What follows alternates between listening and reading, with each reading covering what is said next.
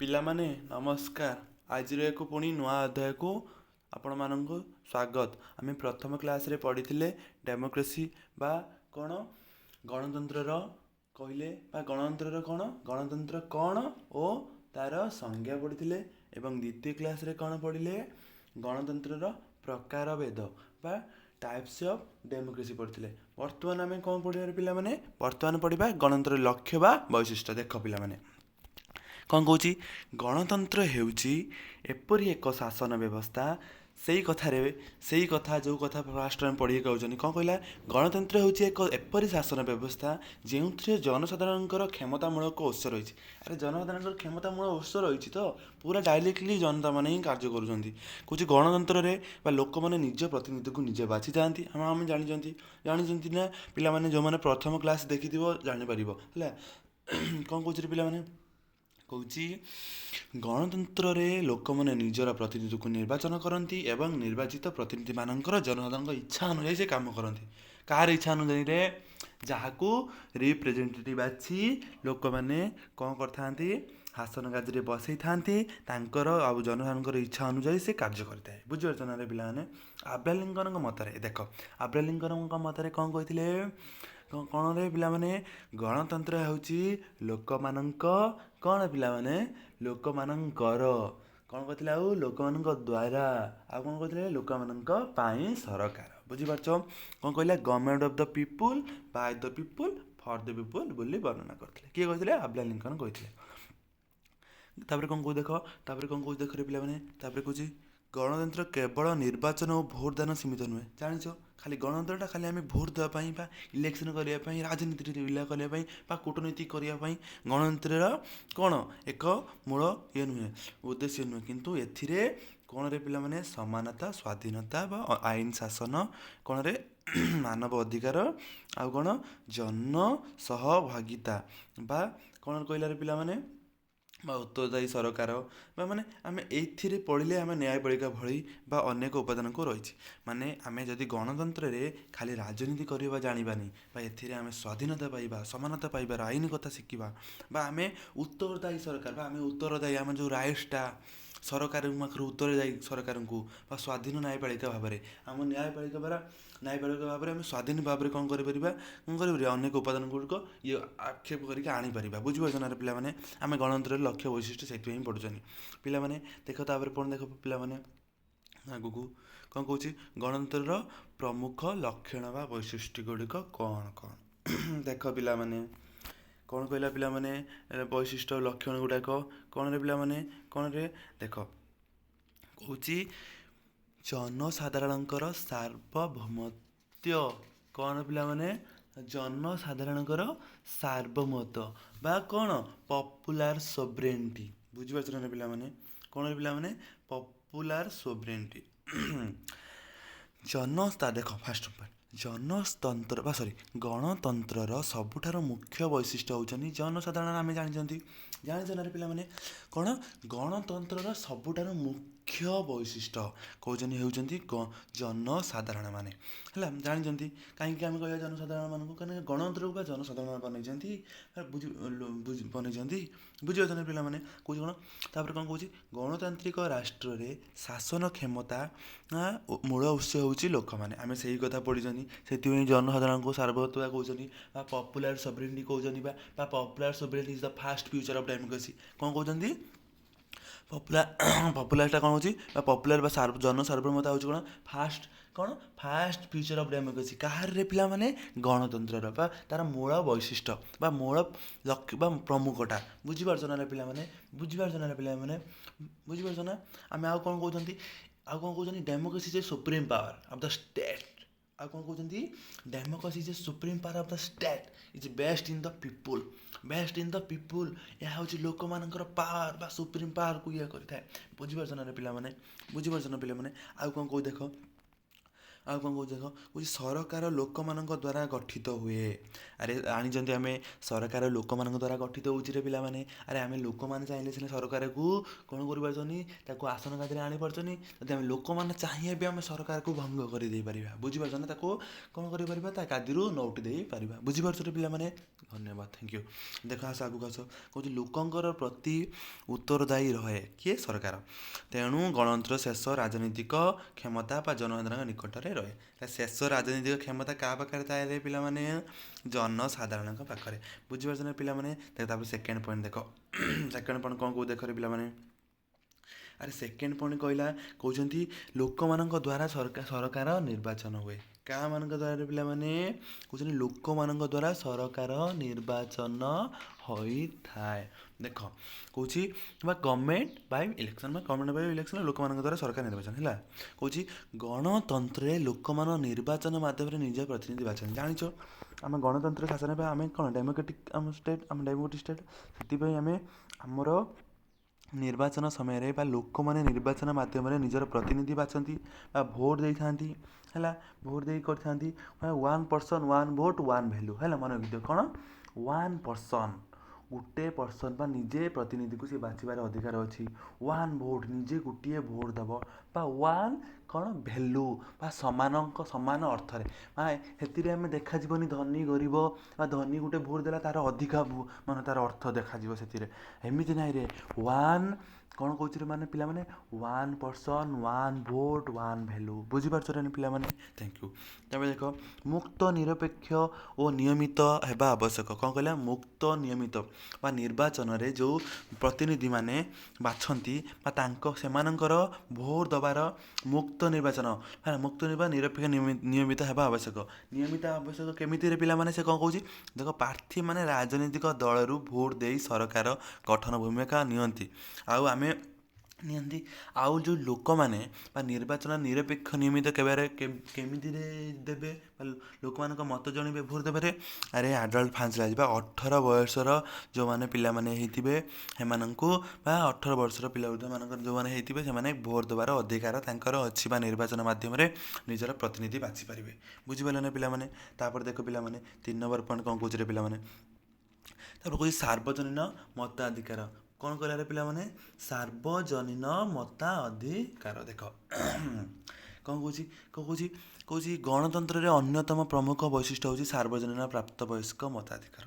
ଆରେ ସାର୍ବଜନୀନ ପ୍ରାପ୍ତବୟସ୍କ, ମୁଁ ଯେଉଁ କଥା କହିଲି ଏଇକ୍ଷଣା, ସାର୍ବଜନୀନ ପ୍ରାପ୍ତବୟସ୍କ କହିଲେ କାହାକୁ ବୁଝାରେ ପିଲାମାନେ, ଯେଉଁମାନେ 18 ବର୍ଷ ନାରେ ପିଲାମାନେ, ଯେଉଁମାନଙ୍କର କ'ଣ ପିଲାମାନେ, ଯେଉଁମାନଙ୍କର 18 ବର୍ଷ ହେଇଥିବ ନାରେ ପିଲାମାନେ, ସେମାନଙ୍କୁ ପୁରା ପ୍ରାପ୍ତ ବୟସ ବୋଲି କହିବା ଆମେ ପିଲାମାନେ। ବୁଝିପାରୁଛ ନା ପିଲାମାନେ। ତାପରେ ଦେଖ କହୁଛି ନିର୍ଦ୍ଦିଷ୍ଟ ଆଇନଗତ ବା ଯୋଗ୍ୟତା ପୂରଣ କରୁଥିବା ନାଗରିକମାନେ ନିଜର ପ୍ରତିନିଧି ଚୟନ କରିବା ଅଧିକାର ପାଆନ୍ତି। ଆରେ କେଉଁମାନେ ପାଆନ୍ତିରେ, ଯେଉଁମାନଙ୍କର ଯୋଗ୍ୟତା ଥିବ।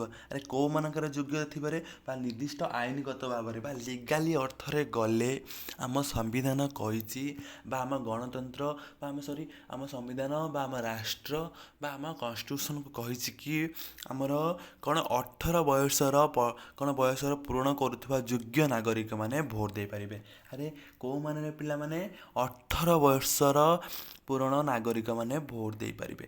ଭୋଟ୍ ଦେଇକି ନିଜର ନିର୍ବାଚନ ମାଧ୍ୟମରେ ନିଜର ପ୍ରତିନିଧିକୁ ବାଛି ପାରିବେ। ବୁଝିପାରୁଛ ନା ପିଲାମାନେ, ଭେରି ଗୁଡ୍। ନେକ୍ସଟ ପଏଣ୍ଟ ଦେଖ, ତାପରେ 4 ନମ୍ବର ପଏଣ୍ଟ କ'ଣ କହୁଛି ଦେଖ ପିଲାମାନେ। ଆରେ 4 ନମ୍ବର ପଏଣ୍ଟ କ'ଣ କହିଲା ରେ, ସେଇ କଥା କହିଲା ମୁଁ ଯେଉଁ କଥା କହୁଥିଲି ପିଲାମାନେ। ଦେଖ ରାଜନୈତିକ ସମାନତା, କ'ଣରେ, ପଲିଟିକାଲ ଇକ୍ୱାଲିଟି। କ'ଣରେ ପିଲାମାନେ, ପଲିଟିକାଲ ଇକ୍ୱାଲିଟି ବା ପ୍ରିନ୍ସିପଲ୍ ଅଫ୍ ଦ ଇକ୍ୱାଲିଟି କଲେ। କହୁଛି ଗଣତନ୍ତ୍ରର ରାଜନୈତିକ ବା କ'ଣ କହିଲା, ଗଣତନ୍ତ୍ର ରାଜନୈତିକ ସମାନତା ଉପରେ ଆଧାରିତ। ଆରେ ରାଜନୈତିକ ସମାନତା ଉପରେ ତ ଆଧାରିତ ନା। କାହିଁକି କହିବା ରାଜନୀତି ଉପରେ ଆଧାରିତ, କାରଣ ଏଠି ରାଜନୀତିରେ ସମାନତା ନ ଦେଖିଲେ ଏଠି ତ ସବୁ ପୁରା ହେଇଯିବ ନା। କାହିଁକିନା ଆମେ କହୁଛନ୍ତି one person one vote one value, ବା ନୀତ ଦ୍ୱାରା ବୁଝାଏ। ମାନେ କ'ଣ, ଗୋଟେ ପର୍ସନ୍ ବା ଗୋଟେ ଭୋଟ୍ ଦେଇପାରିବ, ବା ୱାନ୍ ଭ୍ୟାଲୁ, ସମସ୍ତଙ୍କର ଭ୍ୟାଲୁ ସମାନ। ଏଠି ତ ଧନୀ ଗରିବ ବା ଏଠି ଦେଖାଯିବନି ନା ପିଲାମାନେ, ମାନେ ବର୍ଣ୍ଣ କାଷ୍ଟ ସବୁ ଦେଖାଯିବନି ନା ପିଲାମାନେ। ବା ରାଜନୈତିକ ସମାନତା ତ ଗୋଟେ ହେବ ନା ପିଲାମାନେ।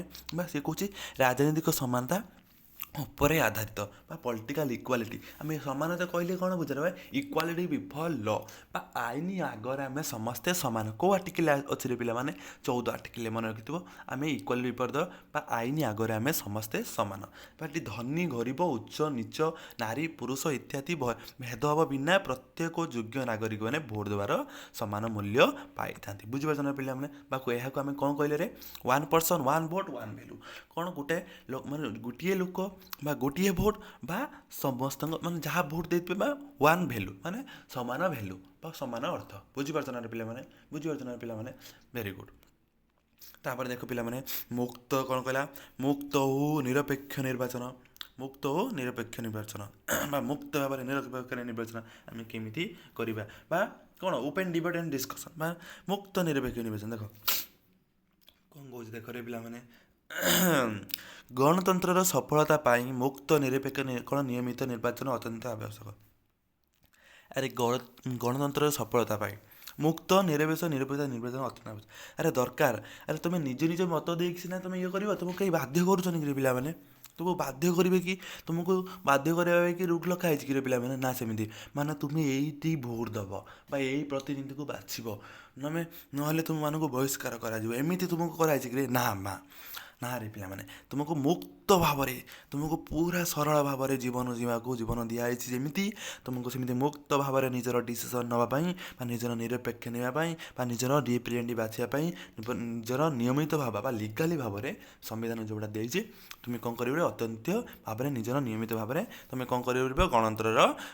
ଗଣତନ୍ତ୍ରକୁ କ'ଣ କରିବ? ନିଜର ରିପ୍ରେଜେଣ୍ଟେଟିଭ୍ ବାଛିପାରିବ। ବୁଝିପାରୁଛ ନା? ସେଇ କଥା କହୁଛି, ମୁକ୍ତ ନିରପେକ୍ଷ ନିୟମିତ ନିର୍ବାଚନ ଅତ୍ୟନ୍ତ ଆବଶ୍ୟକ ବା ଲୋକମାନେ ଭୟ ଚାପ ଅନ୍ୟାନ୍ୟ ପ୍ରଭାବରୁ ମୁକ୍ତ ହୋଇ ନିଜର ପସନ୍ଦ ପ୍ରାର୍ଥୀକୁ ଭୋଟ୍ ଦେଇପାରିବେ ଦରକାର। ନିର୍ବାଚନ ମାଧ୍ୟମରେ ଲୋକମାନେ ଭଲ ଶାସନକୁ ସମର୍ଥନ ଖରାପ ପ୍ରତ୍ୟେକ କ'ଣ ଶାସନକୁ ପ୍ରତ୍ୟାଖ୍ୟାନ କରିପାରିବେ। ମାନେ କହୁଛି, ଯଦି ଆମେ ମୁକ୍ତ ଭାବରେ ଲୋକମାନଙ୍କୁ ନିରପେକ୍ଷ ନିର୍ବାଚନରେ କରିବା ପାଇଁ ଆମେ ଅତ୍ୟନ୍ତ ଆବଶ୍ୟକ। କାହିଁକି କହିବା? ତାଙ୍କର ସେଠି ଭୟ ଚାପ ଅନ୍ୟାୟ ରହିବନି, ନିଜ ଅନୁସାରେ ନିଜର ମତ ଦେବେ। ତାଦ୍ୱାରା ଆମେ କ'ଣ ହେଇପାରିବ? ବା ଗୋଟେ ସୁସ୍ଥ ସମାଜରେ ବା ସୁସ୍ଥ ମୁକ୍ତ ଗୋଟେ ଆମେ କ'ଣ ରିପ୍ରେଜେଣ୍ଟେଟିଭ୍ ବାଛିବା ଦ୍ୱାରା ଆମେ ଗୋଟେ ଆମର କ'ଣ ହୋଇଥିବ? ଆମର ସେ ସେଲ୍ଫ ଇଣ୍ଟରେଷ୍ଟକୁ ବୁଝିବ ବା ଆମର ୱେଲଫେୟାର ଷ୍ଟେଟ୍କୁ ବୁଝିବ ବା ୱେଲଫେୟାର ମାନେ ଜନମଙ୍ଗଳ ରାଷ୍ଟ୍ର, ମାନେ ଯେମିତି ଜନମଙ୍ଗଳ ରାଷ୍ଟ୍ର ଯେମିତି ହେବ ତିଆରି ହେବ ସେ ବିଷୟରେ ସେ ବୁଝିବ, ପ୍ରତ୍ୟାଖ୍ୟାନ ରହିବ ବା ଖରାପ ଶାସନକୁ ସେ ପ୍ରତ୍ୟାଖ୍ୟାନ କରିବ। ବୁଝିପାରୁଛ ନା ପିଲାମାନେ? Very good. ତାପରେ ଦେଖିବା 6 ନମ୍ବର ପଏଣ୍ଟ। 6 ନମ୍ବର ପଏଣ୍ଟ କ'ଣ କହୁଛି ଦେଖିଲେ ପିଲାମାନେ? 6 ନମ୍ବର ପଏଣ୍ଟ କହିଲା ଆଇନର ଶାସନ। କ'ଣ କହୁଛି ପିଲାମାନେ? ଆଇନର ଶାସନ। ଆଇନର ଶାସନ କହିଲେ କ'ଣ ହେବ ପିଲାମାନେ? ବା ରୁଲ୍ ଅଫ୍ ଲ। କେଉଁ ପ୍ରକାର ରୁଲ୍ ଅଫ୍ ଲ ପିଲାମାନେ? ଦେଖ ପିଲାମାନେ, କହୁଛି ଗଣତନ୍ତ୍ର। କିଏରେ ପିଲାମାନେ? ଗଣତନ୍ତ୍ର ବା ଗଣତନ୍ତ୍ରରେ ଶାସନ ବା ରୁଲ୍ ଅଫ୍ ଲ ଏକ ମୌଳିକ ନୀତି। ଆରେ ବେସିକ୍ରେ ପିଲାମାନେ ଏଟା ଏକ ମୌଳିକ ନୀତି ହେଲା। ମୌଳିକ ନୀତି କହିଲେ ଗୋଟେ ଫଣ୍ଡାମେଣ୍ଟାଲି ହେଲା, ଫଣ୍ଡାମେଣ୍ଟାଲି ଆମେ ଥାଏ ମୌଳିକ ହେଲା। ମୌଳିକ ନୀତି କ'ଣ କହୁଛି? ଆମେ ସବୁ ମୌଳିକ ନୀତି କହିଲେ କ'ଣ କହୁଛ? ଆଇନ ଆଗରେ ସମସ୍ତେ ସମାନ। ଆଇନ ଆଗରେ କ'ଣ ପିଲାମାନେ? ସମସ୍ତେ ସମାନ ବା ରୁଲ୍ ଅଫ୍ ଲ ବା ଇକ୍ୱାଲିଟି ବିଫୋର ଦ ଲ ହେଲେ ସମସ୍ତେ ଆଇନ ଆଗରେ ଆମେ ସମସ୍ତେ ସମାନ। ସାଧାରଣ ନାଗରିକ ହୁଅନ୍ତୁ କିମ୍ବା ଶାସକ ହୁଅନ୍ତୁ। ଆରେ ତୁମେ କ'ଣ ସାଧାରଣ ନାଗରିକ ହୁଅ ବା ଗୋଟେ ଗଭର୍ଣ୍ଣମେଣ୍ଟ ଅଫିସର ହୁଅ ବା ତୁମେ ଶାସକ ହୁଅ, ତୁମେ ରାଷ୍ଟ୍ର ଚଲାଉଛ, ତୁମେ ଯାହା ଚଲାଉଛ, କେହି ଆଇନ ଆଗରେ ଉର୍ଦ୍ଧ୍ୱରେ ନୁହନ୍ତି। କେହି ବି ଆଇନ ଆଗରେ ଉର୍ଦ୍ଧ୍ୱରେ ନୁହନ୍ତି। ସରକାରଙ୍କର ଯେମିତି ଯଦି ତୁମର ସିଏମ୍ ଅଛନ୍ତି, ସିଏମ୍ ପାଇଁ ଯେଉଁ ରୁଲ୍ ତୁମମାନଙ୍କ ପାଇଁ ନାଗରିକମାନଙ୍କ ପାଇଁ ରୁଲ୍। ତୁମେ ଯେଉଁ ରାସ୍ତା ଦେଇକି ଯାଉଛ ସେ ବି ସେଇ ରାସ୍ତା ଦେଇକି ଯିବ। କିନ୍ତୁ ଏତିକି ଫରକ, ସେମାନେ କି ବଡ଼ ପୋଜିସନ୍ରେ ଅଛନ୍ତି ତାଙ୍କୁ ଟିକେ ପ୍ରୋଟେଷ୍ଟ କରିବେ। ତୁମମାନଙ୍କୁ ବି ପ୍ରୋଟେଷ୍ଟ କରିବା ପାଇଁ ମାନଙ୍କ ନାଗରିକ ଅଛି ହେଲା। ତୁମେମାନଙ୍କର ସେମିତି ଦୁର୍ବଳତା ଭାବିବନି ବା ସରକାରକୁ ତୁମକୁ କ'ଣ କରାଯାଇଛି? ନାଗରିକ ହୁଅନ୍ତୁ ବା କିମ୍ବା ଶାସକ, ସେ କହିଛନ୍ତି ରୁଲ୍ ଅଫ୍ ଲ ସମସ୍ତଙ୍କ ପାଇଁ ବା ମୌଳିକ ନୀତି ବା ଆଇନ ଆଗରେ ସମସ୍ତେ ସମାନ। ଇକ୍ୱାଲିଟି ବିଫୋର ଦ ଲ ଆର୍ଟିକଲ୍ ଆମକୁ ସମ୍ବିଧାନ 14 ଦେଇଛି। ସମ୍ବିଧାନ ଆର୍ଟିକଲ୍ କ'ଣ ଦେଇଛି? ଆର୍ଟିକଲ୍ 14 କହିଛି କି ଆମେ ଆଇନ ଆଗରେ ସମସ୍ତେ ସମାନ। ଆମେ କେହି ଆଇନ ଆଗରେ ଉର୍ଦ୍ଧ୍ୱରେ ନୁହନ୍ତି ବା ସରକାର ମଧ୍ୟରେ ସମ୍ବିଧାନ ଆଇନ ଅନୁସାରେ କାର୍ଯ୍ୟ କରିବାକୁ ବାଧ୍ୟ। ସମସ୍ତେ ଆଇନ ଆଗରେ ସମ୍ବିଧାନ ଓ ଆଇନ ଆଗରେ କାର୍ଯ୍ୟ କରିବାକୁ ବାଧ୍ୟ ବୋଲି କହୁଛନ୍ତି। ବୁଝିପାରୁଛ ନା ପିଲାମାନେ? ତାପରେ ଦେଖ ମୌଳିକ ଅଧିକାର ସୁରକ୍ଷା। ଆରେ ମୌଳିକ ଅଧିକାର କହିଲେ କ'ଣ ବୁଝରେ ପିଲାମାନେ? ଆରେ ଫଣ୍ଡାମେଣ୍ଟାଲ ରାଇଟ୍ସ। ଆରେ କ'ଣ ପିଲାମାନେ? ଫଣ୍ଡାମେଣ୍ଟାଲ ରାଇଟ୍ସ ବା ଫଣ୍ଡାମେଣ୍ଟାଲ ରାଇଟ୍ସ କ'ଣ ଦେଖ ମାନେ କ'ଣ କହୁଛି? ଆରେ ଗଣତନ୍ତ୍ରର ନାଗରିକ ମୌଳିକ ଅଧିକାର ସ୍ୱାଧୀନତାକୁ ସୁରକ୍ଷା ଦିଅନ୍ତି। अरे गणतंत्रर नागरिक मैंने कौन करते रे मौलिक अधिकार को आम फंडामेंटाल राइट्स को जो फंडामेंटाल राइट्स केतुरा अच्छे पे 6 राइट्स ऑफ द कौन आम संविधान में 6टी राइट्स की लिखाई है राइट्स अच्छे पे अरे कौन अच्छे पे 6 राइट्स अच्छी से जो राइट्स 6टी अच्छी से राइट्स 6टी को से कौन कर पे सुरक्षा देइछि पे अरे सुरक्षा किए देइछि पे यही गणतंत्र बा ए गणतंत्र बा नागरिकों अधिकार को स्वाधीन को सुरक्षा दिए बुझीपार ना पे बुझीपार पे बुझीपार पे मुझे कौन कहवाक चाहूँगी मौलिक अधिकार समानता आम कौन कह पे आउे कौन कौन मत प्रकाश चिंता ना पे आउ देख पे 6टा राइट्स कौन कहले देख 6टा राइट्स कहले कौन बुझे देखा गला मैंने आम जो मौलिक अधिकार प्रकार मौलिक अधिकार जो 6टी मन रखिथे पे प्रथमतः आम 7टी मौलिक कौन अधिकार को माने गुड़ी उठी सम्मानित होते केतुरा पे 7टी किंतु आम कौन रे 1919 केते 78 19 केते 78 रे 44तम केते 44तम संशोधन आईन द्वारा आम कौन करें पे ये जो क्या राइट टू प्रॉपर्टी को कौन करे पे राइट टू प्रॉपर्टी को राइट टू संपत्तिगत अधिकार को आम कौन करे मौलिक अधिकार रू आम उच्छेद करदे कौन पे उच्छेद करदे है कौ टाइम पे संविधान में कौन कले संशोधन करदे कौ धारा सॉरी कौ आर्टिकल सॉरी कौ संशोधन आईन द्वारा पे 44तम संशोधन आईन द्वारा आम कौन करते पे एक राइट टू प्रॉपर्टी को आम कौन करते डिलीट करदे सेटा डिलीट करदेवापर 1978 मसीह डिलीट करदेवापर सेटा कौन होता पे लीगल राइट्स रूपे नाम्यता है फल 301 को पड़ेगा कौटी पे 301 को पड़ेगा लीगल राइट्स होगा बुझीपार पे आईनगत अधिकार होगा बुझीपार ना तेणु बर्तमान आम केतोटी राइट्स को प्रकार भेद को आम देखा पाँच मौलिक अधिकार कहले आम 6टी बुझीपार ना पे केतोटी पे आम एक 6टी पाँच 6टी कौन कर पे मन रखी राइट टू इक्वालिटी कौन रे पे समानतार अधिकार कौन पे समानतार अधिकार आम 14 ରୁ 18 धारा अनुसार आम संविधान में देखा पाई था कौन राइट टू इक्वालिटी आउ कौन सेकेंड पॉइंट पे राइट टू फ्रीडम कौन कर पे स्वाधीनता स्वाधीनतार अधिकार आम स्वाधीनतार अधिकार केवे देखा पाई सॉरी कौ आर्टिकल देखा पाई 19 ରୁ 22 मन रखि 2 नंबर गला 3 नंबर राइट्स कौन पे शोषण विरोध अधिकार राइट्स कौन पे राइट्स एग्लेस एक्सप्लोइटेशन 23 ରୁ 24 धरा मन रखिथे लिखुवे नोट करते पे 23 और 24 देखा पाई तापर कौन 4 नंबर कौन कहते पे right to freedom of religion 25 ରୁ 28 धारा आम देखा पाई संविधान में कौन कहते धर्म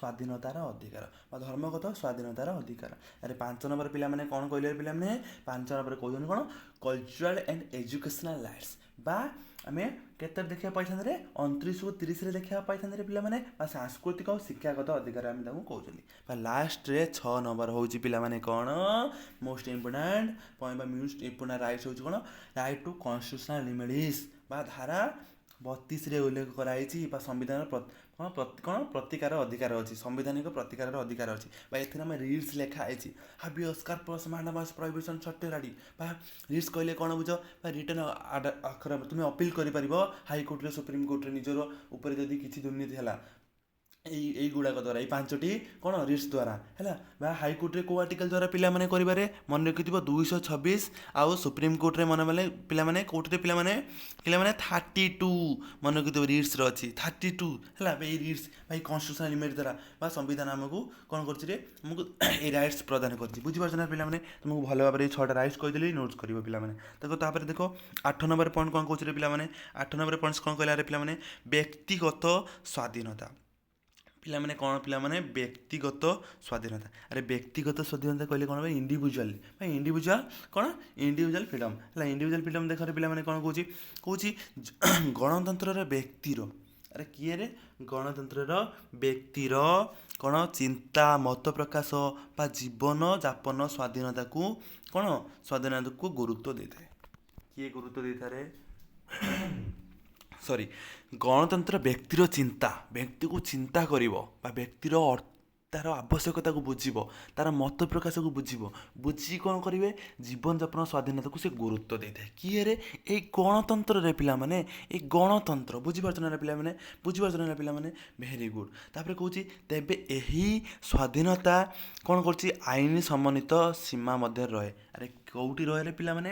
ଆଇନ ସମନ୍ୱିତ ସୀମା ମଧ୍ୟରେ, ବା ଆଇନକୁ ଉଲ୍ଲଙ୍ଘନ କରେନି, ବା ଆଇନ ଯାହା ସମ୍ବିଧାନରେ ଆମର ଲେଖା ହେଇଛି ବା ଆଇନଗତ ରୁଲ୍ ଅଛି ତାକୁ ମାନିବାକୁ ବାଧ୍ୟ କରେ। ବୁଝିପାରୁଛ ନା ପିଲାମାନେ? ଅନ୍ୟ ବ୍ୟକ୍ତିର ଅଧିକାର ଓ ସମାଜ ଶାନ୍ତିକୁ କ୍ଷତି ନକରି ସମାନ କ'ଣ ସ୍ୱାଧୀନତାକୁ ଉପଭୋଗ କରେ। ସେ ଅନ୍ୟ ଉପରେ ବ୍ୟକ୍ତିର ଅଧିକାରକୁ ସେ କ୍ଷଣ ନକରି ନିଜର ସମାଜକୁ ବା ନିଜର କ'ଣ ଶାନ୍ତିଟାକୁ ବା ନିଜର କ୍ଷତିଟାକୁ ନକରି ବା ସ୍ୱାଧୀନତାକୁ ଉପଭୋଗ କରେ। ସେ ନିଜେ ଉପଭୋଗ କରେ, ଅନ୍ୟକୁ ହଇରାଣ କରେ ନାହିଁ। ସିମ୍ପୁଲରେ କହିଲେ ବୁଝିପାରୁଛ ନା ପିଲାମାନେ? ତାପରେ ଦେଖ ବହୁଦଳୀୟ ବ୍ୟବସ୍ଥା। ଆରେ ବହୁଦଳୀୟ ବ୍ୟବସ୍ଥା କହିଲେ କ'ଣ ବୁଝରେ? ଆରେ ମଲ୍ଟି ପାର୍ଟି ସିଷ୍ଟମ୍। ଆମେ ବହୁଦଳୀୟ ବ୍ୟବସ୍ଥାର ଲୋକ, ଆମେ ଭାରତ ଏକ ମଲ୍ଟି ପାର୍ଟି ସିଷ୍ଟମ୍, ଭାରତରେ ଆମେ ମଲ୍ଟି ପାର୍ଟି ସିଷ୍ଟମ୍ ଦେଖିବାକୁ ପାଇଥାନ୍ତି ହେଲା। କ'ଣ କହୁ ଦେଖ, ଆଧୁନିକ ଗଣତନ୍ତ୍ରରେ ସାଧାରଣ ବହୁ ରାଜନୈତିକ ଦଳ ରହିଥାଏ। ଆରେ କ'ଣ କହୁଛନ୍ତି ବା ଏଇ ମଡ଼ର୍ଣ୍ଣ ଟାଇମ୍ରେ ବା ଏଇ ଟାଇମ୍ରେ ଆମେ କ'ଣ ଦେଖିବାକୁ ପାଉଛନ୍ତି ରେ? ଆଧୁନିକ ଗଣତନ୍ତ୍ରରେ ସାଧାରଣ ବହୁଦଳୀୟ ରାଜନୈତିକ ଦେଖିବାକୁ ପାଉଛନ୍ତି। ବହୁଦଳୀୟ କହିଲେ କ'ଣରେ ପିଲାମାନେ? ଏଠି ଆମେ ଆଞ୍ଚଳିକ ଦଳ ବହୁତ ସୃଷ୍ଟି ହେଇଥାନ୍ତି, ବା ଆମେ କ'ଣ ଆଞ୍ଚଳିକ ଦଳ ବା କ'ଣ ଆଞ୍ଚଳିକ ଦଳ କ'ଣ କୁହନ୍ତି? ରିଜିଓନାଲ୍ ଦଳ ଦେଖିଥାନ୍ତି, ଆଉ ସେଣ୍ଟ୍ରାଲ୍ ଦଳ ଗୁଡ଼ାକ ଆମେ ଦେଖିବାକୁ ପାଇଥାନ୍ତି। ବୁଝିପାରୁଛ ନା ପିଲାମାନେ? ବା ସେଣ୍ଟରରେ ଦେଖିବାକୁ ପାଇଥାନ୍ତି ବହୁତ ପ୍ରକାର ଦଳ, ବା ବିଭିନ୍ନ ଦଳ ନିଜର ନୀତି କାର୍ଯ୍ୟକ୍ରମ ଓ ଚିନ୍ତାଧାରା ଲୋକଙ୍କ ସମ୍ମୁଖରେ ରଖନ୍ତି। ବୁଝିପାରୁଛ ନା ପିଲାମାନେ? ସେ କହୁଛନ୍ତି ବିଭିନ୍ନ ଦଳ, ଏଠି ମଲ୍ଟିପାର୍ଟି ସିଷ୍ଟମ୍ ଅଛି ନା, ବିଭିନ୍ନ ଦଳ କ'ଣ କରନ୍ତି? ନିଜ ମତ ପ୍ରକାଶ ଲୋକମାନଙ୍କ ଆଗରେ କରିଥାନ୍ତି, ବା ଲୋକମାନେ ନିଜର ପସନ୍ଦକୁ କ'ଣ କରିଥାନ୍ତି? ବାଛିଥାନ୍ତି। ଏକୁ ବାଛିଲେ ମାନେ ଏକୁ ବାଛିବେନି, ଏକୁ ବାଛିବେ, ଏମିତି ବାଛନ୍ତି। ଆଉ ଏହା ରାଜନୈତିକ କ'ଣ ପ୍ରତିଶତକୁ କ'ଣ ବଢ଼ାଏ। ବୁଝିପାରୁଛ ନା? ଏକ ରାଜନୈତିକ ଇଏକୁ ବଢ଼ାଇଥାଏ। ବୁଝିପାରୁଛ ପିଲାମାନେ? ବାକୁ ଆମେ ବହୁଦଳୀୟ ବ୍ୟବସ୍ଥା ବୋଲି କହିବା ହେଲେ। ବୁଝିପାରୁଛ ପିଲାମାନେ? ଦେଖ ତାପରେ ବିରୋଧୀ ଦଳର ଗୁରୁତ୍ୱ କହିଲେ କ'ଣ ବୁଝ? ଦେଖ ପିଲାମାନେ, ବିରୋଧୀ ଦଳର କ'ଣ କହୁଛି? ଗଣତନ୍ତ୍ରରେ ବିରୋଧୀ ଦଳର ଗୁରୁତ୍ୱ ଅତ୍ୟଧିକ। କ'ଣର ପିଲାମାନେ? ଗଣତନ୍ତ୍ରରେ ବିରୋଧୀ ଦଳର ଗୁରୁତ୍ୱ ଅତ୍ୟଧିକ। କାହିଁକି କହୁଛି ରେ ଗଣତନ୍ତ୍ରରେ ବିରୋଧୀ ଦଳର ଅତ୍ୟଧିକ? କାରଣ ତୁମେ ଯଦି ଆମ ଏବେ ଯିଏ ଗଭର୍ଣ୍ଣମେଣ୍ଟ ଅଛି, ଯଦି ତୁମ କାର୍ଯ୍ୟକୁ ଭଲ ଭାବରେ ନିର୍ଭଉଛି ବା ନ କରୁଛି, ତାକୁ ଅପୋଜ କରିବା ପାଇଁ କିଏ ଅଛି ରେ? ଅପୋଜିସନ୍ ପାର୍ଟି ଅଛି। ବୁଝିପାରୁଛ ନା ପିଲାମାନେ? ଅପୋଜିସନ୍ ପାର୍ଟି ରହିବାର ମୁଖ୍ୟ ବା ଗୁରୁତ୍ୱ ଅତ୍ୟଧିକ ରହିଛି ପିଲାମାନେ, ବୁଝିବ ଭଲ। ବିରୋଧୀ ଦଳ ସରକାର ନୀତି କାର୍ଯ୍ୟକଳାପକୁ ପରୀକ୍ଷାକୁ କରେ ବା ତ୍ରୁଟି କରେ। ଦେଖିଲେ ନା ପିଲାମାନେ? କ'ଣ କହିଲା? ବିରୋଧୀ ଦଳ କ'ଣ କରିଥାଏ? ସରକାରଙ୍କ ନୀତିକୁ ଯାହା ପବ୍ଲିକ୍ ପଲିସି ଗୁଡ଼ାକୁ କରୁଛି, ସେ କ'ଣ କରିଥାଏ? କାର୍ଯ୍ୟକଳାପକୁ ପରୀକ୍ଷା ନିରୀକ୍ଷା କରେ ବା ତ୍ରୁଟିକୁ ଆଖି ଆଗକୁ ଆଣିଥାଏ, ଏବଂ ବିକଳ୍ପରେ ନୀତି ପ୍ରସ୍ତୁତ କରେ। ବୁଝିପାରୁଛ ନା ପିଲାମାନେ? ବିକଳ୍ପରେ ନୀତି ପ୍ରସ୍ତୁତ କରିଥାଏ, ଏହାକୁ ସରକାର ଅଧିକରୁ ଉତ୍ତରଦାୟୀ କରିଥାନ୍ତି, ବା କ'ଣ ସରକାର ଏହାକୁ ଲାଷ୍ଟକୁ କ'ଣ କରିଥାନ୍ତି? ଅଧିକ ଉତ୍ତରଦାୟୀ ବୋଲି କରିଥାନ୍ତି ବୋଲି କହୁଛି। ବା ଏହାକୁ ଆମେ ବିରୋଧୀ ଦଳର ଗୁରୁତ୍ୱ ଆମେ ଗଣତନ୍ତ୍ରରେ ଆମେ ଡେମୋକ୍ରେସିରେ କହିବା। ବୁଝିପାରୁଛ ନା ପିଲାମାନେ? ତାପରେ ଦେଖ ଲାଷ୍ଟ ପଏଣ୍ଟ ଦେଖ, ଉତ୍ତରଦାୟୀ ସରକାର ବା 11 ନମ୍ବର ପଏଣ୍ଟ କହୁଛି ଉତ୍ତରଦାୟୀ ସରକାର। କ'ଣ କହୁଛି ଉତ୍ତରଦାୟୀ ସରକାର? ଦେଖ ପିଲାମାନେ, କହୁଛି ଗଣତାନ୍ତ୍ରିକ ସରକାର ଜନସାଧାରଣଙ୍କ ପ୍ରତି ଉତ୍ତରଦାୟୀ ସରକାର, ନିଜ ନୀତି କାର୍ଯ୍ୟକଳାପ ସମ୍ପର୍କରେ ଲୋକଙ୍କୁ ଜବାବ ଦେବାକୁ ବାଧ୍ୟ। ବୁଝିପାରୁଛ ନା ପିଲାମାନେ?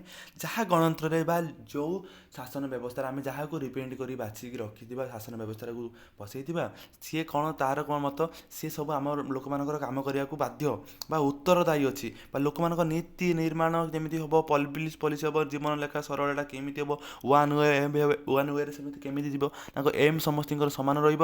ଆଉ ସମସ୍ତଙ୍କ ମତ ପିଲାମାନେ ତ ସମାନ ନୁହେଁ ନା ପିଲାମାନେ? ମନୁଷ୍ୟର ସାମାଜିକ ପ୍ରାଣୀ, ଆମେ ସୋସାଇଟିରେ ରହୁଛନ୍ତି, ସମସ୍ତଙ୍କ ମତ ସମାନ ନୁହେଁ, କିନ୍ତୁ ଆମେ ଆଇନ ଆଗରେ ସମସ୍ତେ ସମାନ। କିନ୍ତୁ ସେଥିପାଇଁ କହୁଛି ଜନସାଧାରଣଙ୍କ ପ୍ରତି ଉତ୍ତରଦାୟୀ କିଏ? ସରକାର ନିଜେ ନୀତି ନିର୍ମାଣ କରିବା ପାଇଁ ବା କାର୍ଯ୍ୟକଳାପ ସମ୍ପର୍କରେ ଲୋକମାନଙ୍କୁ ଜବାବ ଦେବାକୁ ବାଧ୍ୟ ହେବେ। ଲୋକମାନେ କ୍ୱେଶ୍ଚନ୍ କରିପାରିବେ, ଇଏ ଲୋକମାନଙ୍କୁ ଜବାବ ଦେବା ପାଇଁ ବାଧ୍ୟ ହେବେ। ବୁଝିପାରୁଛ ନା ପିଲାମାନେ? ତାପରେ କହୁଛି ଏହି ହେଉଛି ସରକାରଙ୍କ ଉତ୍ତରଦାୟୀ କରିବାର ମୁଖ୍ୟ ଉପାୟ। ଏଥିପାଇଁ ଆମେ କ'ଣ କହିବା? ସରକାରଙ୍କୁ କ'ଣ କହିବା? ଉତ୍ତରଦାୟୀ ସରକାରଙ୍କୁ ଆମେ କହୁଛନ୍ତି। ବୁଝିପାରୁଛ ନା? ଏଥିପାଇଁ ସରକାରଙ୍କୁ ଉତ୍ତରଦାୟୀ କହୁଛନ୍ତି। ବୁଝିପାରୁଛ ପିଲାମାନେ? ବୁଝିପାରୁଛ? Very good. ତାପରେ ଦେଖ ପାରଦର୍ଶିକା।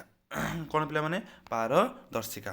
ତାପରେ କ'ଣ କହୁଛି? ପାରଦର୍ଶିକା ଦେଖ ପିଲାମାନେ କ'ଣ କହୁଛି ଗଣତନ୍ତ୍ରରେ କାର୍ଯ୍ୟକଳାପରେ ପାରଦର୍ଶିକା ବା ଟ୍ରାନ୍ସପରେନ୍ସି ରହିଥାଏ। କ'ଣ ରହିଥାଏ ପିଲାମାନେ? ଟ୍ରାନ୍ସପରେନ୍ସି ରହିଥାଏ ହେଲା। କହୁଛି ଗଣତନ୍ତ୍ର ସରକାରରେ କାର୍ଯ୍ୟକଳାପରେ ପାରଦର୍ଶିକା ବା ଟ୍ରାନ୍ସପରେନ୍ସି ରହିଥାଏ। ସେଥିରୁ କ'ଣ ଦେଖ ପିଲାମାନେ? କହୁଛି ଆବଶ୍ୟକ ରହିବା ଆବଶ୍ୟକ ବା ରହିଥାଏ ବା ରହିବା ଆବଶ୍ୟକ ନାଗରିକ ମାନେ ସରକାର ନୀତି ନିଷ୍ପତ୍ତି ଜନସାଧାରଣଙ୍କ ଧନରେ ବା ଧରଣରେ କ'ଣ ସମ୍ପର୍କରେ ଯଥା ସମ୍ଭବ ସୂଚନା ପାଇବା ପାଇଁ ପାରିଥାଏ ବା ପାଇପାରିବା ଉଚିତ ବା ଏଇ ଟ୍ରାନ୍ସପରେନ୍ସି ପାରଦର୍ଶିକା ରହିଥିଲେ ଆମେ କ'ଣ କରିପାରିବା ସରକାରଙ୍କ ନୀତି ନିଷ୍ପତ୍ତି ବା ସାଧାରଣଙ୍କ କ'ଣ ଧରଣରେ ବ୍ୟବହାର ସମ୍ପର୍କରେ ବା କ'ଣ ଯଥା ସମ୍ଭବ ସୂଚନା ପାଇପାରିବା ଆଉ ସୂଚନା ପାଇବା ଉଚିତ ବୋଲି କହୁଛନ୍ତି ବା ପାରଦର୍ଶିକ ଦୁର୍ନୀତି ବା ଅନୁମିତିକ ହ୍ରାସରେ ସହାୟକ ହୋଇଥାଏ ବା ଏଇ ଟ୍ରାନ୍ସପରେନ୍ସି କ'ଣ ହୋଇଥାଏ ସହାୟକ ହୋଇଥାଏ ବୋଲି କହୁଛି ବୁଝିପାରୁଛ ନା ପିଲାମାନେ। ତାପରେ ଦେଖ ସ୍ୱାଧୀନତାର ନ୍ୟାୟପାଳିକା ବା ସ୍ୱାଧୀନ ନ୍ୟାୟପାଳିକା ଦେଖ କ'ଣ କହୁଛି ଗଣତନ୍ତ୍ରରେ ଆମେ କ'ଣ କହୁଛି ଗଣତନ୍ତ୍ରରେ ସ୍ୱାଧୀନ ନ୍ୟାୟପାଳିକା ଅତ୍ୟନ୍ତ ଆବଶ୍ୟକ। ଆରେ ଗଣତନ୍ତ୍ରରେ ସ୍ୱାଧୀନ ନ୍ୟାୟପାଳିକା ଅତ୍ୟନ୍ତ ଆବଶ୍ୟକ ହଁ ପିଲାମାନେ ମାନେ ସ୍ୱାଧୀନ ଭାବରେ ନ୍ୟାୟ ଲଢ଼ିପାରିବ ହେଲା ବୁଝିପାରୁଛ ନା ପିଲାମାନେ। ନ୍ୟାୟପାଳିକ ସ୍ୱାଧୀନ ସୁରକ୍ଷା କରେ ନ୍ୟାୟପାଳିକ ନିଜର ସ୍ୱାଧୀନରେ ସୁରକ୍ଷା କରିଥାଏ ଆଇନର ବ୍ୟାଖ୍ୟା କରେ ବା ଆଇନର ବ୍ୟାଖ୍ୟା କରେ ବା ଗଣତନ୍ତ୍ରର ବ୍ୟାଖ୍ୟା କରେ ବା ଯାହା ରୁଲ୍ ଅଫ୍ ତାହାର ଅଛି ରୁଲ୍ ରେଗୁଲେସନ୍ ଅଛି ବା ଗଭର୍ଣ୍ଣମେଣ୍ଟ ତାକୁ ବା ସରକାର ବା କ'ଣ କହୁଛନ୍ତି ଆମ ସମ୍ବିଧାନ ଦେଇଛି ତାକୁ ସେ ବ୍ୟାଖ୍ୟା କରେ ବା ନାଗରିକ ସୁରକ୍ଷାରେ କରେ କିଏରେ ପିଲାମାନେ ସ୍ୱାଧୀନ ନ୍ୟାୟପାଳିକା ସ୍ୱାଧୀନ ନ୍ୟାୟପାଳିକା ଏ ସ୍ୱାଧୀନ ନ୍ୟାୟପାଳିକାକୁ କେଉଁଠି ଦେଖିବାକୁ ପାଇଥାନ୍ତି ରେ ଏଇ ଗଣତନ୍ତ୍ରରେ ବା ଡେମୋକ୍ରେସିରେ। ନ୍ୟାୟପାଳିକା ସ୍ୱାଧୀନ ଥିଲେ ସରକାର କ୍ଷମତାର କ'ଣ ଅପବ୍ୟବହାରକୁ ନିୟନ୍ତ୍ରଣ କରାଇପାରିବ। ଯଦି ଆମ କୋର୍ଟ କଚେରୀ ସବୁ କ'ଣ ଥିବ ଫେୟାର୍ ଥିବ ଅନଫେୟାର୍ ଥିବନି ତାହେଲେ ଏତେ ଦ୍ୱନ୍ଦ୍ୱ ଥିବନି ତାହେଲେ ଆମେ କ'ଣ ଥିବ ଅତ୍ୟନ୍ତ କ'ଣ ଥିବ ସେ ସୁରକ୍ଷା ଦେବା ପାଇଁ କ'ଣ କରିଥିବ ବା ଅପବ୍ୟବହାର କରିବ ନାହିଁ ବା ସ୍ୱାଧୀନ ଭାବରେ ନ୍ୟାୟପାଳିକା ନିଆଯିବ ତାହେଲେ ଆମେ କ'ଣ କରିପାରିବ କ'ଣ ହେବା ଏଇ ଅବ୍ୟବହାରରୁ ନିୟନ୍ତ୍ରଣରୁ ବା ଆମେ ହଟିଯିବା ଆମେ ଅପବ୍ୟବହାର ହେବା ନାହିଁ ବୋଲି କହୁଛି ବା ସ୍ୱାଧୀନ ନ୍ୟାୟପାଳିକା ରହିବା ଆବଶ୍ୟକ ବା ସ୍ୱାଧୀନ ନ୍ୟାୟପାଳିକାକୁ ଆମେ ଦେଖିବାକୁ ପାଇଥାନ୍ତି ଏଇ ଡେମୋକ୍ରେସିରେ ବୁଝିପାରୁଛ ନା ପିଲାମାନେ ଭେରି ଗୁଡ୍। ତାପରେ କ'ଣ କହୁଛି ଶକ୍ତି ପୃଥକୀକରଣ କ'ଣରେ ପିଲାମାନେ ଶକ୍ତିର ପୃଥକୀକରଣ ଆମେ ଶକ୍ତିକୁ କେମିତି ପୃଥକୀକରଣ କରିପାରିବା କହୁଛି ଗଣତାନ୍ତ୍ରିକ ବ୍ୟବସ୍ଥାରେ ଶାସନ କ୍ଷମତାକୁ ଏକ ସ୍ଥାନରେ କେନ୍ଦ୍ରୀଭୂତ ନକରି ବିଧାନମଣ୍ଡଳରେ ବା କାର୍ଯ୍ୟନିର୍ବାହୀ ଓ ନ୍ୟାୟପାଳିକା ମଧ୍ୟରେ ବିଭିନ୍ନ ଭୂମିକାରେ ପରସ୍ପର ନିୟନ୍ତ୍ରଣ ବ୍ୟବସ୍ଥାରେ ରହେ। ଆରେ ବୁଝିପାରୁଛ ନା ବିଧାନମଣ୍ଡଳରେ ବା ନ୍ୟାୟପାଳିକାରେ କ'ଣ କହୁଛି ରେ ଲେଜିସ୍ଲେଟିଭ୍ ଏକ୍ଜିକ୍ୟୁଟିଭ୍ ଜୁଡ଼ିସିଆରୀରେ ପିଲାମାନେ କହୁଛି ବିଧାନମଣ୍ଡଳରେ ଆମେ ଦେଖିବାକୁ ପାଇଥାନ୍ତି ବା କାର୍ଯ୍ୟନିର୍ବାହୀ ଦେଖିବାକୁ ପାଇଥାନ୍ତି ବା ନ୍ୟାୟପାଳିକାରେ ମାନେ ଭିନ୍ନ ଭିନ୍ନ ଟାଇମ୍ରେ ଭିନ୍ନ ମତରେ ସେ ସବୁ ମାନେ ଅଂଶଗ୍ରହଣ କରିଥାଏ କିଏରେ ପିଲାମାନେ ବା ଶକ୍ତିକୁ ପୃଥକ କରି ନିୟନ୍ତ୍ରଣ କରିଥାଏ ଏଇ କ୍ଷମତାକୁ ଅପବ୍ୟବହାର ଯେମିତି ହେବ ନାହିଁ ବା ରୋକିବା ପାଇଁ ବୁଝିପାରୁଛ ନା ଏହାକୁ ଡେମୋକ୍ରେସି ଆଖି ଦେଖେଇଥାଏ ବା ଗଣତନ୍ତ୍ର ବୁଝିପାରୁଛ ନା ପିଲାମାନେ। ତାପରେ ଦେଖ ପିଲାମାନେ କ'ଣ ଲେଖା ହେଇଛି ସମ୍ବିଧାନବାଦ ହେଲା କନଷ୍ଟିଟ୍ୟୁସନାଲିଜିମ୍ ଦେଖ କନଷ୍ଟିଟ୍ୟୁସନାଲିଜିମ୍ କହିଲେ କ'ଣ ବୁଝ କହୁଛି ଗଣତନ୍ତ୍ରରେ ସରକାର କ୍ଷମତା ଓ ସ୍ୱାଧୀନତାରେ ସୀମିତ ରହେ କହୁଛି ଗଣତନ୍ତ୍ରରେ କ୍ଷମତା କି ସମ୍ବିଧାନ ଦ୍ୱାରା ସୀମିତ ରହେ ସମ୍ବିଧାନ ଦ୍ୱାରା ସବୁ ସୀମିତ ରହିବା ପିଲାମାନେ ସମ୍ବିଧାନ ଯାହା ଉଲ୍ଲେଖ କରାଇ ସେ ସବୁ ଡେସ୍କ୍ରାଇବ୍ କରାଯାଉଥିଲେ ପିଲାମାନେ ଏଠି କହୁଛି ସରକାରଙ୍କର ସମ୍ବିଧାନ ନିୟମ ଓ ମନୋନୀତି ଅନୁସାରେ ଶାସନ କରେ।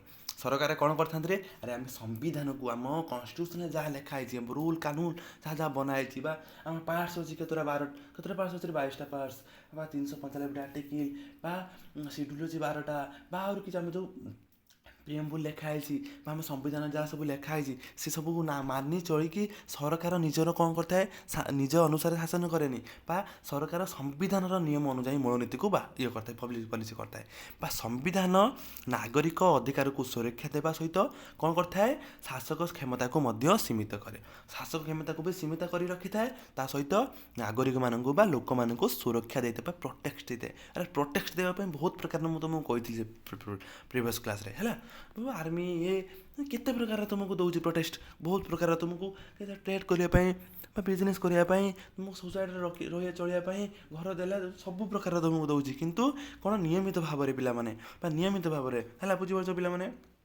ତାପରେ ଦେଖ ମତ ପ୍ରକାଶର ସ୍ୱାଧୀନତା କ'ଣ କହୁଛି ପିଲାମାନେ ମତ ପ୍ରକାଶର ସ୍ୱାଧୀନତା କହୁଛି ଗଣତନ୍ତ୍ରରେ ନାଗରିକମାନେ କ'ଣ କରିଥାନ୍ତି ନିଜର ମତ ଧାରଣା ପ୍ରକାଶ କରିବା ସୁଯୋଗ ପାଆନ୍ତି। ଆରେ ଗଣତନ୍ତ୍ରରେ ସ୍ୱାଧୀନ ଭାବରେ ସିଏ ପିଲାମାନେ ମାନେ ଡେମୋକ୍ରେସି ଆମ ଗଣତନ୍ତ୍ର ରାଷ୍ଟ୍ର ଆମେ ସ୍ୱାଧୀନ ଭାବରେ ଆମେ ଡିସିସନ୍ ନେଇପାରିବା ଆମେ ସ୍ୱାଧୀନ ଭାବରେ ମତ ପ୍ରକାଶ କରିପାରିବା ଆମେ ସ୍ୱାଧୀନ ଭାବରେ ରାଷ୍ଟ୍ରକୁ ଗୋଟେ ରାଜ୍ୟରୁ ଅନ୍ୟ ରାଜ୍ୟକୁ ଯାଇପାରିବା ପିଲାମାନେ ବୁଝିପାରୁଛ ନା କିନ୍ତୁ ସାମ୍ବିଧାନିକ ଭାବରେ ରୁଲ୍ ଆଇନକୁ ମାନି ଧରିଲେ ବୁଝିପାରିଲେ ନାଗରିକମାନଙ୍କୁ ମତ ପ୍ରକାଶର ସ୍ୱାଧୀନତା ଦେଇଛି ହେଲା। ତାପରେ କହୁଛି କ'ଣ ସମ୍ବାଦପତ୍ର ଟେଲିଭିଜନ ଡିଜିଟାଲ ମାଧ୍ୟମରେ ଅନ୍ୟ ସାର୍ବଜନୀନ ମଞ୍ଚ ମାଧ୍ୟମରେ ସରକାର ନୀତି ଉପରେ ଆଲୋଚନା ଓ ସମାଲୋଚନା କରାଯାଇପାରିବ। ଆମେ ସମ୍ବାଦପତ୍ରରେ ଆମେ କ'ଣ ତ୍ରୁଟିକୁ ବା ଯେଉଁ ଗଭର୍ଣ୍ଣମେଣ୍ଟର ତ୍ରୁଟିକୁ ପ୍ରକାଶ କରିପାରିବା, ଗଭର୍ଣ୍ଣମେଣ୍ଟ କ'ଣ କଲା ବା ସବୁ ପବ୍ଲିକ୍ ପଲିସି କ'ଣ ଆଗକୁ ନେଇଛି ବା ଲୋକମାନଙ୍କ ଚିନ୍ତା କ'ଣ କରୁଛି, ସମ୍ବାଦପତ୍ର ଟେଲିଭିଜନରେ ବା ଅନ୍ୟାନ୍ୟ ମଞ୍ଚରେ ଆମେ କ'ଣ କରିପାରିବା, ତାକୁ ଆକ୍ଷେପ କରିବା, ଦେଖେଇ ପାରିବା। ବୁଝିପାରୁଛ ନା ପିଲାମାନେ? ବୁଝିପାରୁଛ ନା ପିଲାମାନେ? Very good. ତାପରେ ଦେଖ ପିଲାମାନେ କ'ଣ କହୁଛି, ଗଣମାଧ୍ୟମର ସ୍ୱାଧୀନତା ବା ଲୋକମାନଙ୍କର ମଧ୍ୟରେ ବା ଗଣମାଧ୍ୟମଙ୍କର କେମିତି ସ୍ୱାଧୀନତା। ଦେଖ କହୁଛି ଗଣମାଧ୍ୟମ ସ୍ୱାଧୀନତା ବା ଗଣତନ୍ତ୍ରର ଏକ ଗୁରୁତ୍ୱ ସ୍ତମ୍ଭ ବା ସ୍ତମ୍ଭ, ଏହା ହେଉଛି ଗୋଟେ ସ୍ତମ୍ଭ, ଗୁରୁତ୍ୱ ସ୍ତମ୍ଭ। କିଏ ମାନେ ପିଲାମାନେ? ଗଣମାଧ୍ୟମ। ବୁଝିପାରୁଛ ନା? ଗଣମାଧ୍ୟମ କହିଲେ କ'ଣ ବୁଝ? ମାନେ ଗଣମାଧ୍ୟମ ମାନେ କ'ଣ? ଏଇ ରିପୋର୍ଟର ମାନେ। ବୁଝିପାରୁଛ ନା? ଏଇ ରିପୋର୍ଟର ମାନେ ବା ବୁଝିପାରୁଛ ନା ପିଲାମାନେ? ଗଣମାଧ୍ୟମଙ୍କର ସରକାର କାର୍ଯ୍ୟକଳାପକୁ ଲୋକମାନଙ୍କ ସମ୍ମୁଖରେ ଆଣେ। କିଭଳି ଆଣିଥାନ୍ତି ପିଲାମାନେ? ଏ ଟେଲିଭିଜନ ଦ୍ୱାରା ବା ସମ୍ବାଦପତ୍ର ଦ୍ୱାରା ବା ଆର୍ଟିକେଲ ଦ୍ୱାରା। ବୁଝିପାରୁଛ ନା ପିଲାମାନେ? ବୁଝିପାରୁଛ ନା ପିଲାମାନେ? କ'ଣ କରୁଛନ୍ତି ବା କେଉଁ ପ୍ରକାର ଆଣୁଛନ୍ତି? ଗଣମାଧ୍ୟମ କାର୍ଯ୍ୟକଳାପକୁ ଟେଲିଭିଜନ ବା ରେଡ଼ିଓ ବା କ'ଣ ପିଲାମାନେ ବା ସମ୍ବାଦପତ୍ର ବା ପେପର ଦ୍ୱାରା ବା କ'ଣ ମାନେ ସବୁ ପ୍ରକାର ଯେଉଁ ସୁବିଧା ଆମକୁ ଯୋଗାଇ ଦେଇଛି, ମାନେ ମୋବାଇଲ ଆମକୁ ଅନଲାଇନ୍ ଇଏରେ ସୋସିଆଲ ମିଡ଼ିଆରେ ଆମକୁ ବହୁତ କିଛି ଆମେ ପାଇଯାଉଛନ୍ତି ବା ଏଇ ସ୍ୱାଧୀନ ଗଣମାଧ୍ୟମ, ଏ ଗଣମାଧ୍ୟମ ଦ୍ୱାରା। ବୁଝିପାରୁଛ ନା ପିଲା? ବା ଆମେ ଜନତାମାନଙ୍କ ଦ୍ୱାରା। ଏ ଗଣମାଧ୍ୟମ କହିଲେ ପିଲାମାନେ କେଉଁମାନେ ବୁଝିବ? ଏ ଜନତା ନା ପିଲାମାନେ? ବୁଝ ସବୁ କାରଣ ଜନତା। ବୁଝିପାରୁଛ ନା? ତାପରେ କ'ଣ କହୁଛି, ବା ସମସ୍ୟା ଉପରେ ଆଲୋଚନା କରି ଜନମତର ସଂଗଠନରେ ସାହାଯ୍ୟ କରିଥାଏ। କିଏରେ? ଜନମତ। ସେଥିପାଇଁ ବୁଝିପାରୁଛ? ତାପରେ ଦେଖ 18 ନମ୍ବର ପଏଣ୍ଟ କହୁଛି କ'ଣ? ଜନସହଭାଗିତା। କ'ଣ କହୁଛି? ଜନସହଭାଗିତା କହିଲେ କ'ଣ ବୁଝ? ଦେଖ କହୁଛି ଗଣତନ୍ତ୍ରରେ ଲୋକମାନେ ରାଜନୈତିକ ସମାଜକୁ ଅଂଶଗ୍ରହଣ କରିଥାନ୍ତି। ଜାଣିଛନ୍ତି ଆମେ ଦେଖିଲେ, ହଁ ଜାଣିଛୁ, ଆମେ ରାଜନୈତିକ ସମାଜରେ ଅଂଶଗ୍ରହଣ କରିଥାନ୍ତି। ତାପରେ କ'ଣ କହୁଛି? ତାପରେ କହୁଛି କ'ଣ? ଭୋଟ ଦେବା ସହିତ ବ୍ୟତୀତ ସଭା ଆଲୋଚନା, ସାମାଜିକ ସଂଗଠନରେ, ଜନ ଆନ୍ଦୋଳନରେ, ସ୍ଥାନୀୟ ଶାସନ ମଧ୍ୟରେ ଆଲୋଚନା ଅଂଶଗ୍ରହଣ ନେଇପାରନ୍ତି। ହଁ ରେ ପିଲାମାନେ, ଆମେ କହୁଛନ୍ତି ପିଲାମାନେ ଭୋଟ ଦେବା ସହିତ ସେ ବି ଅନ୍ୟ ନିଜର ଡିସିସନ୍ ନେଇପାରିବ। ବୁଝିପାରୁଛ ନା? ସଭାରେ ଆଲୋଚନା କରିପାରିବ, ନିଜର ସାମାଜିକ ସଂଗଠନରେ ସାମିଲ ହୋଇପାରିବ ବା ଜନ ଆନ୍ଦୋଳନରେ ବି ସାମିଲ ହୋଇପାରିବ, ପ୍ରୋଟେକ୍ଟ କରିପାରିବ ନିଜ ନ୍ୟାୟ ପାଇଁ ବା ନିଜର ନ୍ୟାୟ ପାଇଁ ବା ଜାତୀୟ ସ୍ୱାର୍ଥ ପାଇଁ ବା ରାଜ୍ୟର ସ୍ୱାର୍ଥ ପାଇଁ ସେ କ'ଣ କରିପାରିବ? ପ୍ରୋଟେଷ୍ଟ କରିପାରିବ। ବୁଝିପାରୁଛ ନା? ବା ଅଂଶଗ୍ରହଣ କରିପାରିବ ବା କ'ଣ କରିପାରିବ? ସମାଜରେ ସଂଗଠନ କରିପାରିବ, ସ୍ଥାନୀୟ ଶାସନକୁ ଯାଇପାରିବ, ଜନ ଆନ୍ଦୋଳନ କରିପାରିବ। ବୁଝିପାରୁଛ ନା ପିଲାମାନେ? ତାପରେ କ'ଣ କହୁ ଦେଖ ପିଲାମାନେ? ତାପରେ କହୁଛି ଅଧିକାଂଶ କ'ଣ ପିଲାମାନେ? ଅଧିକାଂଶ କ'ଣ କହିଲେ? ଅଧିକାଂଶ ଶାସନ, ଅଳ୍ପ ସଂଖ୍ୟକ ସୁରକ୍ଷା। କ'ଣ କହିଲା ଏଠି? ଅଳ୍ପ ସଂଖ୍ୟକ ସୁରକ୍ଷା। ଦେଖ କହୁଛି ଗଣତନ୍ତ୍ରର ସାଧାରଣ କ'ଣ ଅଧିକାଂଶ ମତ ଆଧାରିତ ନିଷ୍ପତ୍ତି ନିଆଯାଏ। କ'ଣ? ଅଧିକାଂଶ ମତ ମାନେ ଅଧିକରୁ ଅଧିକ ଯେଉଁମାନେ ମତ ଦେଇଥାନ୍ତି ବା ମାନେ ତୁମେ ଦେବ, ମୁଁ ଦେଲି, ତୁମେ ଦେଲ, ମୁଁ ଦେଲି, ମାନେ ଏମିତି ସମସ୍ତେ ଦେଲେ, ତାଙ୍କ ମଧ୍ୟରୁ ଯେଉଁ ଅଧିକାଂଶ ହେଲା ତାକୁ ଆମେ ସେ ମତଟାକୁ ନିଷ୍ପତ୍ତି ନିଆଯାଏ। କିନ୍ତୁ ଅଧିକାଂଶ ଶାସନ ଅଳ୍ପ ସଂଖ୍ୟକ ଅଧିକାରକୁ ନଷ୍ଟ କରିପାରିବ ନାହିଁ। କିନ୍ତୁ ଅଧିକାଂଶ ଶାସନର ଅଳ୍ପ ସଂଖ୍ୟକ ଅଧିକାରକୁ ନଷ୍ଟ କରିପାରିବ ନାହିଁ। ଏଇ ଯେଉଁ ଆମେ ଆମେ କହିଦେଉଛି ପିଲାମାନେ, ଶୁଣ ଟିକେ।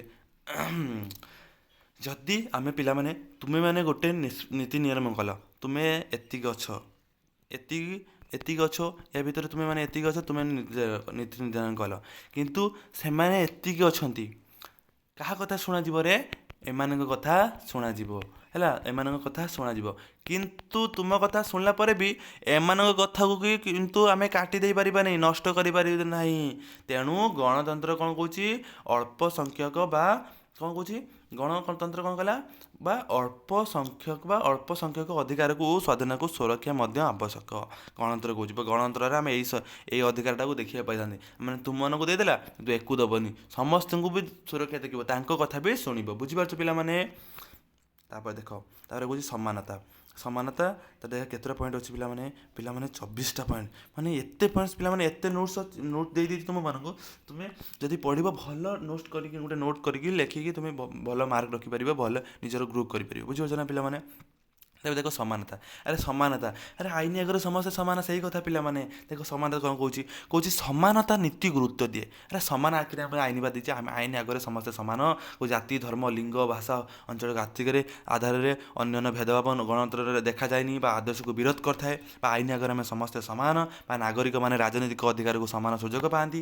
ନାଗରିକମାନେ ଆଇନ ଆଗରେ ସମସ୍ତେ ସମାନ ବା ରାଜନୈତିକ କାର୍ଯ୍ୟରେ ସମସ୍ତେ କ'ଣ ସମାନ ଭାବରେ ଉପଭୋଗ କରନ୍ତି ବା ସମାନ ଭାବରେ ଇକ୍ୱାଲିଟି ପାଇଥାନ୍ତି ବା ସମାନତା ପାଇଥାନ୍ତି। ବୁଝିପାରୁଛ ନା ପିଲାମାନେ? Thank you. ତାପରେ ଦେଖ ଶାନ୍ତିପୂର୍ଣ୍ଣ କ୍ଷମତା ହସ୍ତାନ୍ତର କ'ଣ କହୁଛି ଶାନ୍ତିପୂର୍ଣ୍ଣ କ୍ଷମତା ହସ୍ତାନ୍ତର କହିଲେ କ'ଣ ବୁଝରେ ପିଲାମାନେ କହୁଛି ଗଣତନ୍ତ୍ର ସରକାର ପରିବର୍ତ୍ତନ ନିର୍ବାଚନ ମାଧ୍ୟମରେ ଶାନ୍ତିପୂର୍ଣ୍ଣ ଭାବରେ ହୋଇଥାଏ କହୁଛି ଗଣତନ୍ତ୍ରରେ ସରକାରର ପରିବର୍ତ୍ତନ ଯଦି ଆମେ ଗୋଟେ ରାଷ୍ଟ୍ର ଯେମିତି ଆମେ କ'ଣ 25 ବର୍ଷ ଶାସନ ଆମ ଓଡ଼ିଶାରେ ଯେମିତି କରିକି ଆସୁଥିଲେ କିଏରେ ପିଲାମାନେ ବିଜେଡ଼ି ଗଭର୍ଣ୍ଣମେଣ୍ଟ ବୁଝିପାରୁଛ ନା ପିଲାମାନେ ତାକୁ ହଟେଇ ଦେଇକି ଏଇକ୍ଷିଣା ବିଜେପି ଗଭର୍ଣ୍ଣମେଣ୍ଟ ଆଣିଲେ ଯେମିତି କହୁଛି ଗଣତନ୍ତ୍ରର ପରିବର୍ତ୍ତନ ହେଲା ନା ପିଲାମାନେ ହେଲାନି ପିଲାମାନେ ବା ଏକ ଦଳ ନିର୍ବାଚନ ପରାଜିତ ହେଲା ଅନ୍ୟ ଦଳ ଶାସନ ଗଠନ କରିପାରିଲେ କ'ଣ କହୁଛି ତା ଆଉ ଗୋଟେ କହୁଛି ଏକ ଦଳ ନିର୍ବାଚନରେ ପରାଜିତ ହେଲା ପରେ ଅନ୍ୟ ଦଳ କ'ଣ କରେ ସେ ଗଠନ ଶାସନ କରିପାରେନି ପିଲାମାନେ ଏହା ଗଣତାନ୍ତ୍ରିକ ବ୍ୟବସ୍ଥାକୁ ସ୍ଥିର ଶାନ୍ତିପୂର୍ଣ୍ଣ କରିଥାଏ ବୁଝିପାରୁଛ ନା ଆମେ ଏଠି ବହୁତ ପାର୍ଟି ଏଠି ଦେଖିବାକୁ ପାଇବା ଏଠି ପିଲାମାନେ ବହୁତ ଦଳ ଦେଖିବାକୁ ପାଇବା ସେ ଦଳ ମଧ୍ୟରୁ ଗୋଟେ ଦଳ ଆମେ ୱିନ୍ କରିବ ସେ ପାର୍ଟି লিডিং କରିକି ଆମ ରାଷ୍ଟ୍ରକୁ ଚଲେଇବ ଆମ ଗଣତନ୍ତ୍ରକୁ ଚଲେଇବ ବୁଝିପାରୁଛ ନା ପିଲାମାନେ ଭେରି ଗୁଡ୍ ତାପରେ ଦେଖ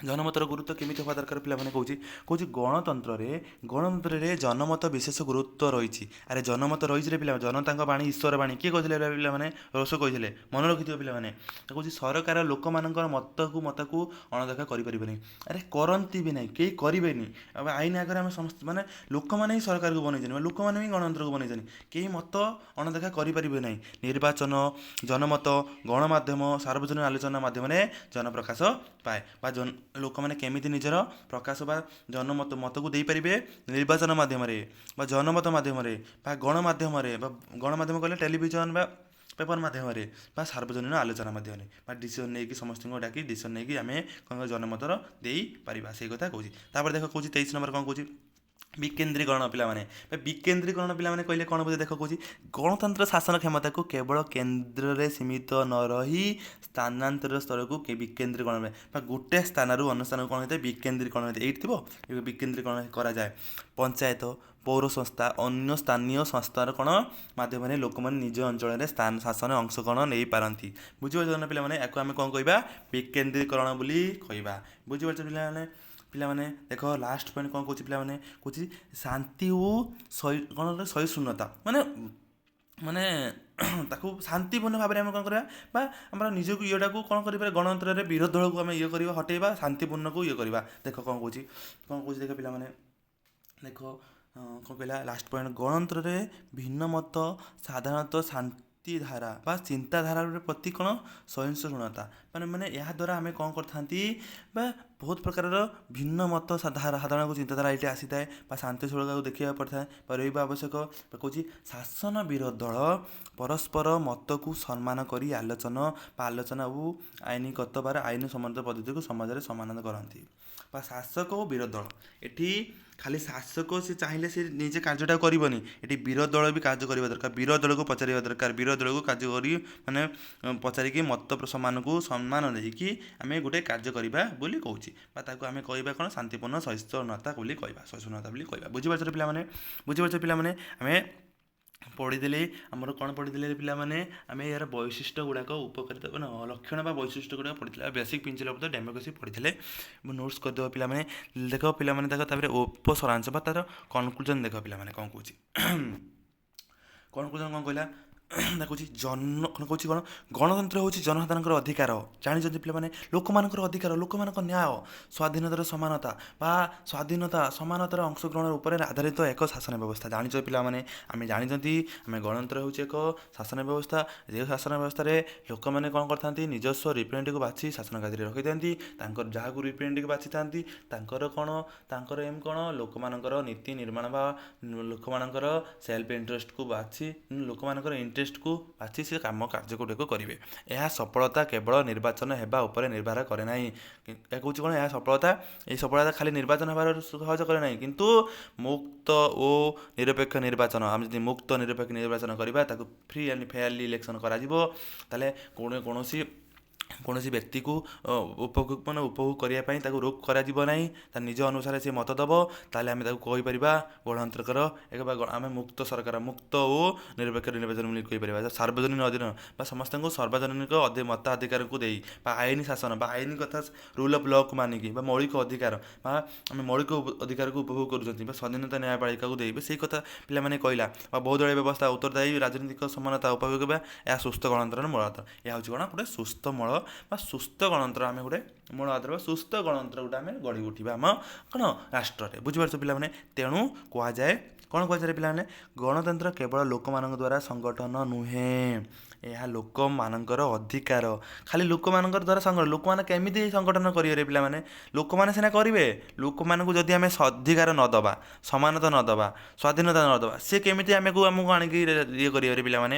କେମିତି ସେ ଜନଆଦର ମାନେ ଅଧିକାର ମାନେ ଗଣତନ୍ତ୍ରକୁ ଆଗେଇବେ ପିଲାମାନେ? ବୁଝିପାରୁଛ ନା ପିଲାମାନେ? ସେଥିପାଇଁ କ'ଣ କହୁଛି? ଲୋକମାନଙ୍କର ଅଧିକାର, ସ୍ୱାଧୀନତା, ସମାନତାକୁ ସୁରକ୍ଷା କରୁଥିବାରୁ ଏହା ଶାସନ ପ୍ରଣାଳୀରୁ, ସେଥିପାଇଁ ଗଣତନ୍ତ୍ର କେବଳ ଲୋକମାନଙ୍କ ଦ୍ୱାରା ଚାଲିଛି। ବୁଝିପାରୁଛ ପିଲାମାନେ? ଭେରି ଗୁଡ୍ ପିଲାମାନେ, ଧନ୍ୟବାଦ। ଆଜିର କ୍ଲାସ୍କୁ ଭଲସେ ଦେଖିବ, ଆମ ନୋଟ୍ସଟାକୁ ଫଲୋ କରିବ ପିଲାମାନେ ଭଲସେ। ପରୀକ୍ଷା ଉପଯୋଗୀ ପିଲାମାନେ ଆମେ ଆଜି ପଢ଼ିଲେ କ'ଣ ତା'ର ମୌଳିକ ପିଲାମାନେ ବୈଶିଷ୍ଟ୍ୟ ଗୁଡ଼ାକ ହେଲା, ପ୍ରିନ୍ସିପଲ୍ ଅଫ୍ ଦ ଡେମୋକ୍ରାସି। କାହାର? ଗଣତନ୍ତ୍ରର। ନେକ୍ସଟ କ୍ଲାସ୍ରେ ଦେଖାଯିବ ପିଲାମାନେ। ଧନ୍ୟବାଦ, ରହିଲି।